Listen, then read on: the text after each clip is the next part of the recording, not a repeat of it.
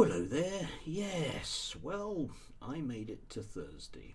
I will look forward to making it to Saturday.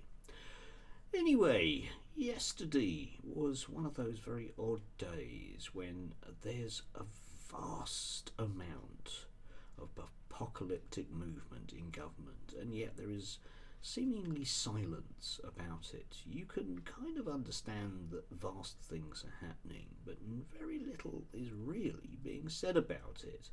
I know the media will bang on about various things, but there's no notion that anything should realistically change at all, you know?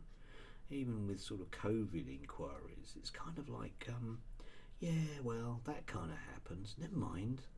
The ship of state must sail on. It wasn't well reported yesterday, but Gillian Keegan was in committee, and she basically said that any new rules on trans in schools may come before Christmas, but any ideas that the government have with sort of Kemi and her allies will basically require wholesale changes in the law.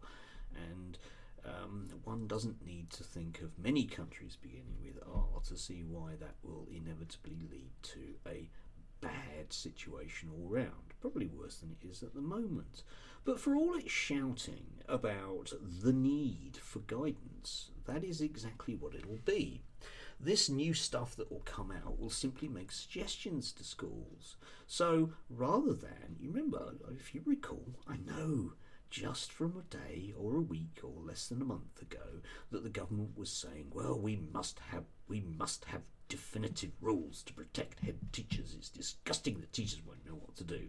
Well, they're going to produce some guidelines which won't include all the things they want to because they can't, because it's not legal, which will then put all of the onus onto teachers, and all of the usual suspects will then decide that they're going to go down the legal route of taking legal action against individual schools, and by definition individual head teachers in those schools, because you can just see this as clear as day. They propose things which are unworkable. Then when they are unworkable, they walk away from them, but at the same time demand that others do their dirty work for them. Thanks for that. Anyway, what's going to happen now, eh? Whereby Rwanda is lecturing us on the need for international law. Shall we change the Prime Minister again, eh? How many will that be then? Oh, there's Boris, and then there's four. Yeah, that's one a year.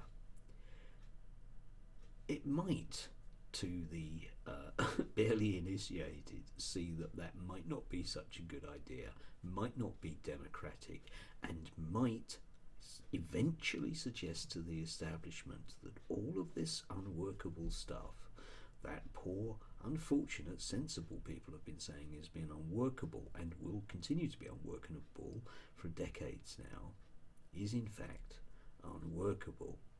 But, of course, given the British media, you will not hear it anytime soon. Yeah, we can just have a new leader, and then everyone will be happy with the new leader, and then we can change the law, and we can ignore the law, and we can pretend the law's different, and then we can crack down on all those minorities in schools, like those 8-year-olds that are really threatening. That'll work. Next election in the bag. Guaranteed.